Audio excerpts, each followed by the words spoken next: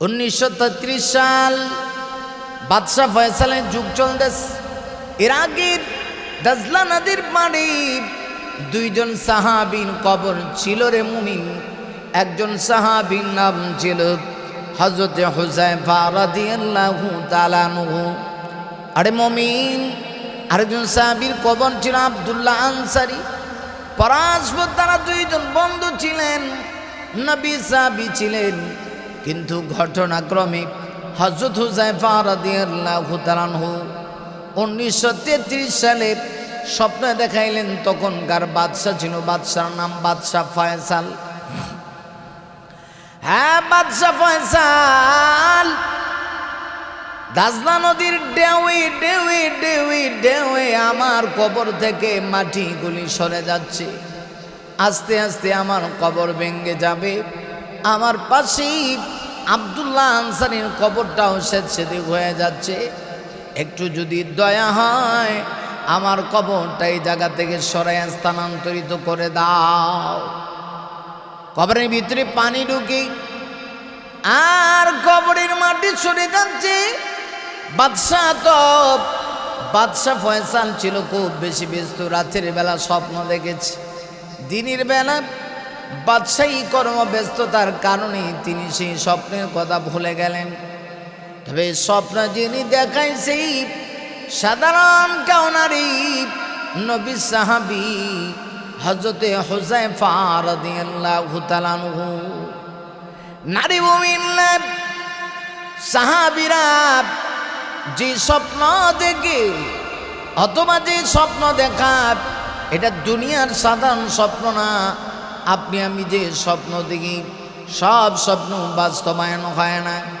কিছু স্বপ্ন এমন আছে যেগুলা হলো কাল্পনিক। এজন্য কিতাবের ভিতরে লেখছে স্বপ্ন 3 প্রকার। এক প্রকারের স্বপ্ন হলো কাল্পনিক স্বপ্ন। দিনের বেলা আপনি যা কল্পনা করবেন, রাত্রিবেলা ঘুমাইলে আপনি তাই দেখতে পারবেন। কল্পনায় দেখতেছেন টাকার ভিতরে হাত ঢুকছে, সারাদিন টাকা টাকা টাকা টাকা টাকা টাকা টাকা টাকা টাকারে করে করে কল্পনা করে করে রাত্রিবেলা যখন ঘুমায় রে, ঘুমানোর পরে দেখে সত্যি টাকার বস্তার ভিতরে হাত ঢুকছে। এটা কি আসলে টাকার বস্তা না স্বপ্ন দেখি? ঘুম থেকে উঠে দেখি তুলার ভিতরে হাত যায়, বালিশের ভিতরে তুলা, তুলার ভিতরে হাত যায় আর দেখলাম কি হইল কি। আরেক প্রকার স্বপ্ন হলো শয়তানি মিস্টার ইবলিসে দেখায়, নজদেশের বড় হুজুর দেখায়, ইবলিসে দেখায়।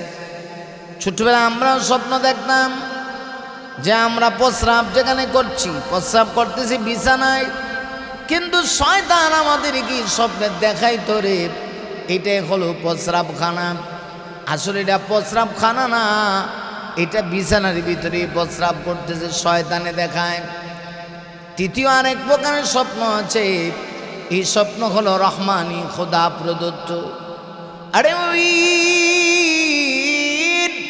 এই স্বপ্ন যদি কেউ দেখি রে, স্বপ্ন মিথ্যা হতে পারে না। হ্যাঁ, কিছুটা সম্ভাবনা রয়েছে, কিছুটা মিথ্যা হইলেও 80% এটা সত্য হয়।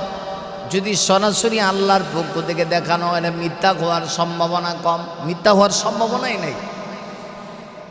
এটা রহমানি, এটা বাস্তবিক হতে পারে।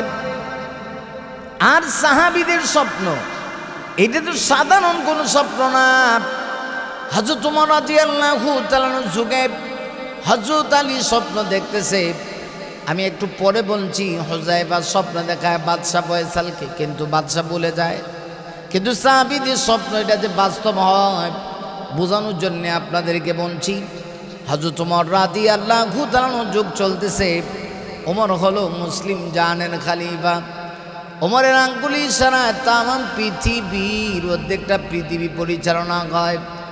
ওমরের যুগে স্বপ্ন দেখতেছে হযরত আলী। রাত্রেবেলা স্বপ্ন দেখে রে নবীজির দরবারে একজন মহিলা আসলো, খেজুরের একটা খাঞ্চা নিয়ে আল্লাহর নবীর দরবারে আসলো। আরে মুমিন, মহিলা এসে ডাক দিয়ে বলে, নবী গো, ইয়া রাসূলুল্লাহ, নবীজি এই খেজুরের খাঞ্চার ভিতরে আমার পহেলা গাছের কিছু খেজুর আমি এনেছি, নেন এই খেজুরগুলি আপনি নিয়ে নেন গো, আপনি নিজে খান আর সাহাবীদের ভিতরে আপনি খেজুরগুলি বন্টন করে দেন।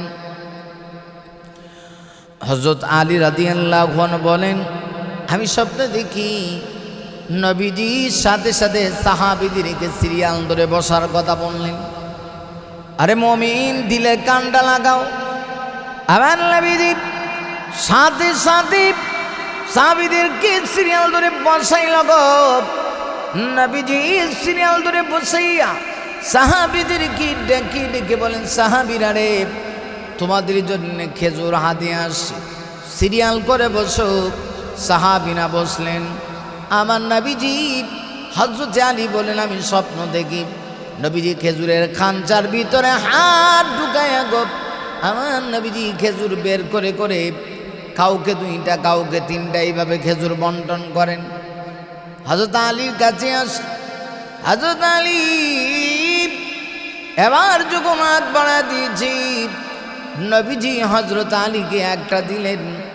দেখেন কেমন ইনসাফের নবী, অন্যান্য সাহাবীদেরকে বেশি দেয় কিন্তু নিজের জামাতা আলীকে একটা দেয়। নবী চাইলে বেশি দিতে পারতেন। আলীকে একটা দিয়ে বলেন, আলী রে, এই একটা খেজুর খাও, তুমি শুকরিয়া করো, সবর করো, ধৈর্য ধারণ করো, আর জেনে রাখো রে আলী, সবরকারীর সঙ্গে আমার আল্লাহ রয়েছে। আরে মুমিন, আমার কথা না, আমার আল্লাহ পবিত্র কোরআনের ভিতরে আমার আল্লাহ বড় চমৎকার করে বলেন, ইন্নাল্লাহা মা'আস সাবিরিন।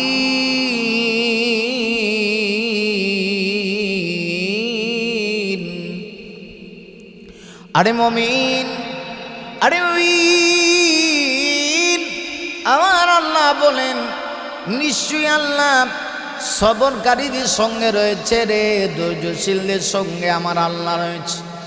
ধৈর্য দ্বারা যারা ধরবে তাদের সঙ্গে আমার আল্লাহ রয়েছে। লক্ষ্য করে দেখুন। আরে মুমিন, আরে মুমিন, হযরত আলী বলেন সবাইকে 2টা 3টা, নবীজি আমাকে একটা খেজুর দিলেন, কিন্তু এই একটা খেজুর খাইয়া আমাকে নবীজি বললেন শুকরিয়া করার জন্যে। আমার ঘুম ভেঙে গেল, ফজরের আজান হয়ে গিয়েছে, মসজিদে নববীতে ফজরের আজান হয়ে গিয়েছে। আসসালাতু খায়রুম মিনান নাওম।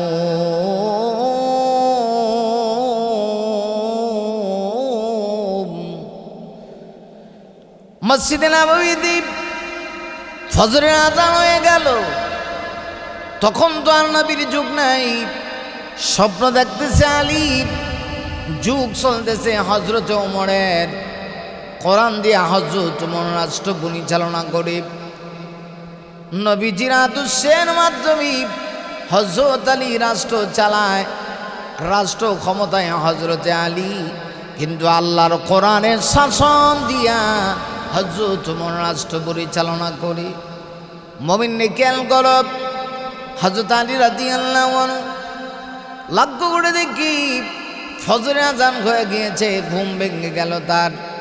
মসজিদে নববীতে আজান হয়েছে। মুমিনরে দলে দলে দলে দলে সাহাবীরা মসজিদে নববীতে গিয়ে নামাজ আদায় করলো।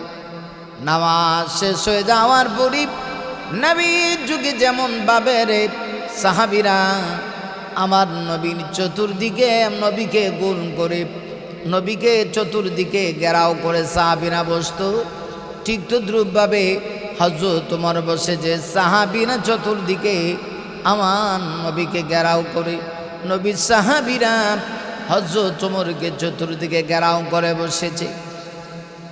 নবীর সাহাবীরা হযরত ওমরকে চতুর্দিকে ঘেরাও করি, খলিফা মাঝখানে বসা, সবাই বসেছে।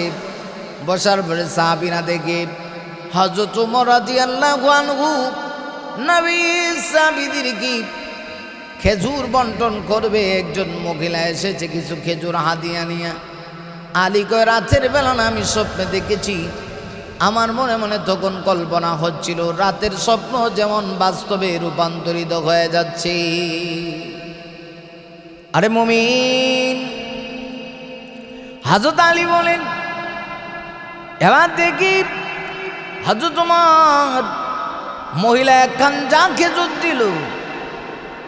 এক খাঞ্জা খেজুর দেওয়ার পরে খাঞ্চার ভিতরে হাত ঢুকায়া হযরত ওমর খেজুর বন্টন করে।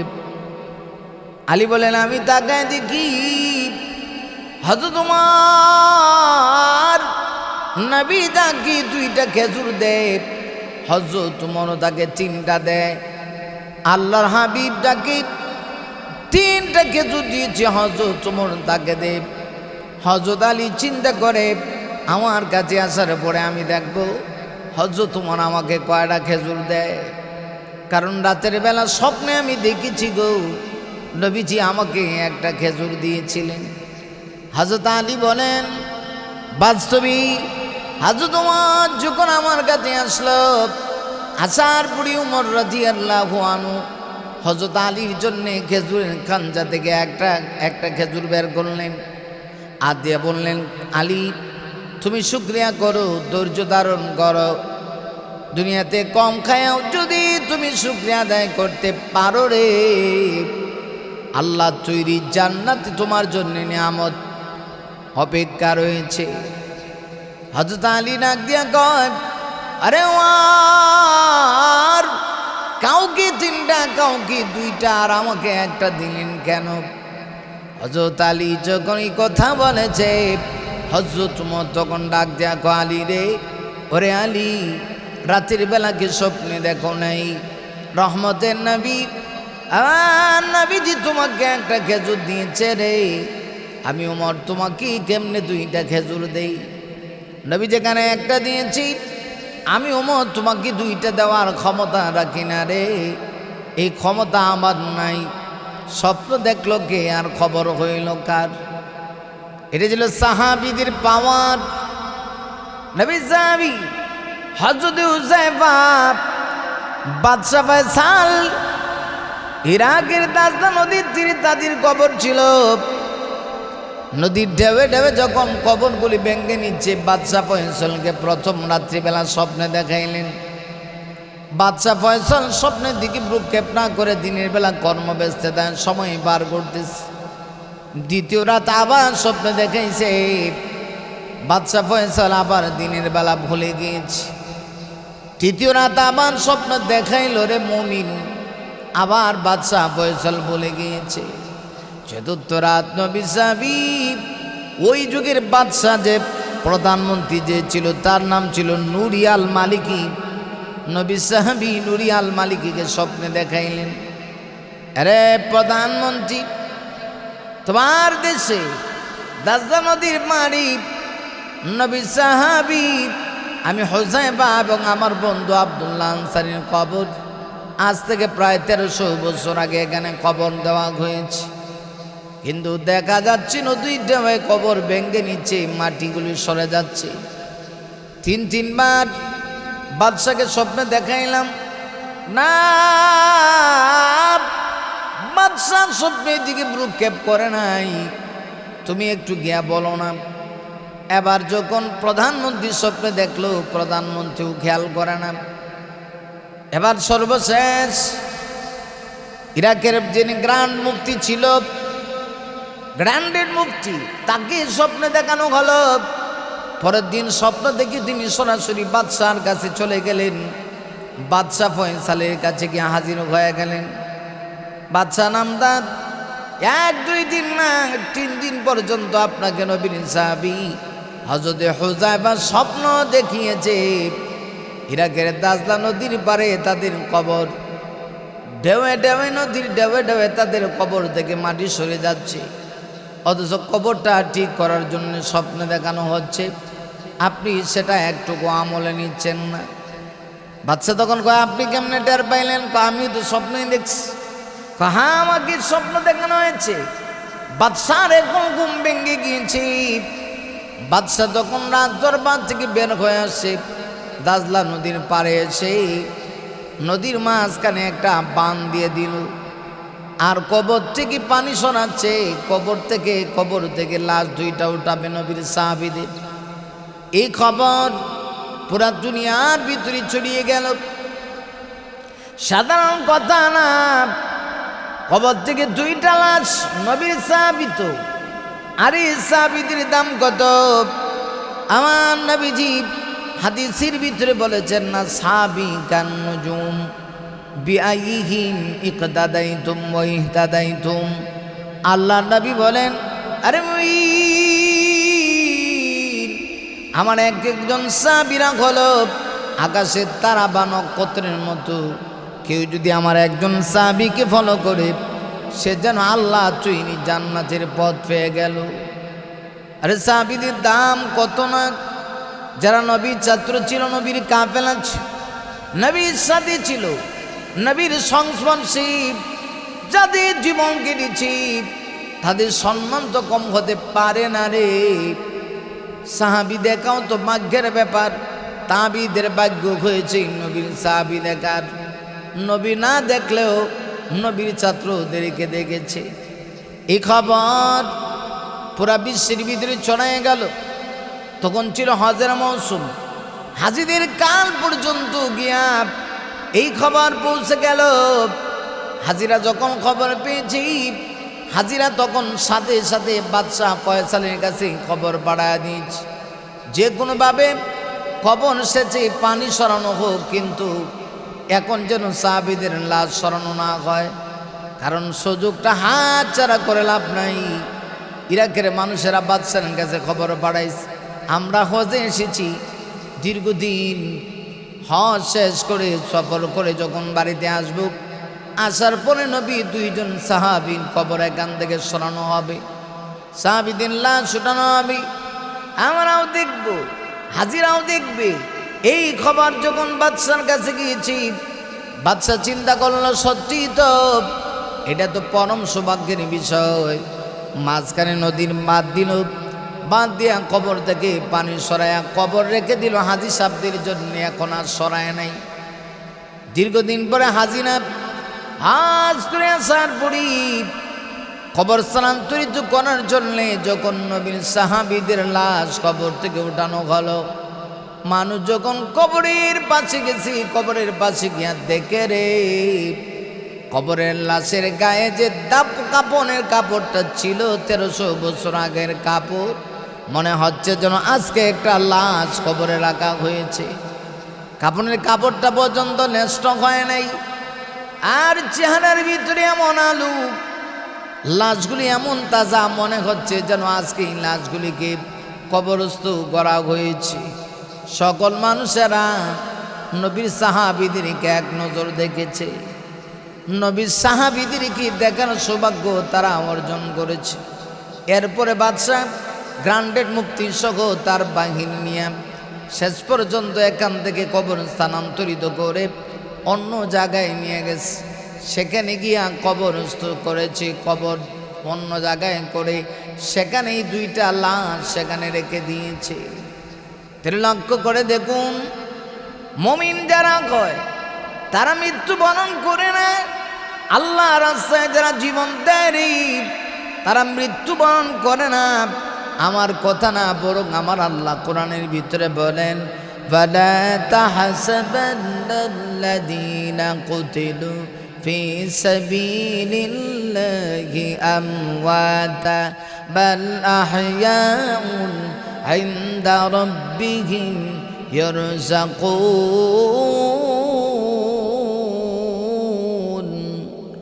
আরে মুমিন, আমার আল্লাহ বলেন, তোমরা কি ধারণা করো যারা আমার রাস্তায় শাহাদত বরণ করি তাদেরকে তোমরা মৃত্যু বলে ধারণা করো না? তাদেরকে মৃত্যু বলে তোমরা ধারণা করিও না রে। বাল আহইয়াউন, বরং তারা জিন্দা, জিন্দা শুধু তা না, ইনদা রাব্বিহিম ইয়ারযাকুন, কবরের জিন্দেগিতেও আলমে বরজখে তারা তাদের রবের পক্ষ থেকে রিজিক প্রাপ্ত হয়ে থাকে। আল্লাহর পক্ষ থেকে তারা রিজিক পায়।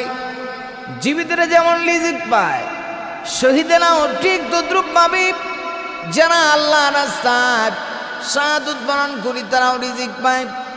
নবীর সাহাবীদের লাশ শুধুমাত্র ইরাকের দাজলা নদীর পানে তা না, পৃথিবীর বিভিন্ন প্রান্তরে ছড়িয়ে ছিটিয়ে পড়েছে। এর কারণ কি?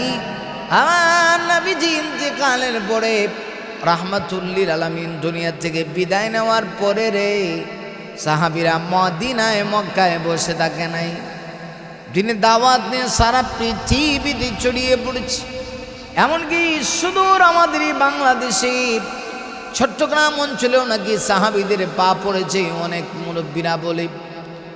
তবে হ্যাঁ, এতটুকু আমরা গ্যারান্টি দেয়া বলতে পারি, যদিও আমরা সরাসরি সাহাবীদের মাধ্যমে আমার দেশে ইসলাম পাই নাই, কিন্তু এই দেশে ইসলাম এনে এসেছে আল্লাহওয়ালাদের বদৌলতে, আল্লাহর ওলিদের বদৌলত।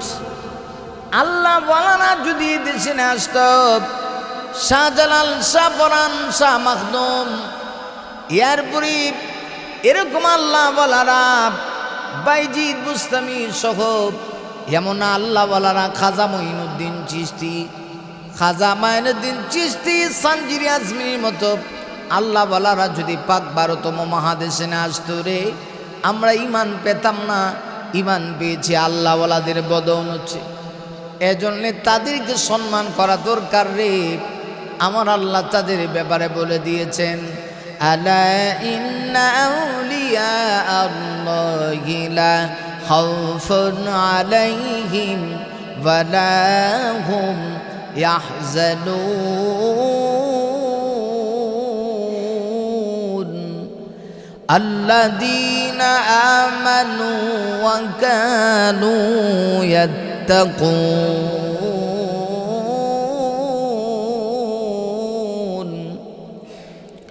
আরে মুমিন শোনো, যারা সত্যিকার হচ্ছে আল্লাহওয়ালা, তাদের ব্যাপারে আমার আল্লাহ পবিত্র কোরআনের ভিতরে ঘোষণা দিয়া বলেন, শুনে রাখো, সাবধান, ইন্না আউলিয়া আল্লাহি, নিশ্চয়ই যারা আমার বন্ধু, আমার যারা বলি, লা খাউফুন আলাইহিম, এদের উপর কোনো ভয় নাই। না না না, ভয় শুধু নাই তা না রে, আল্লাহ বলেন ওয়ালা হুম ইয়াহজানুন, এদের কোনো চিন্তা নাই।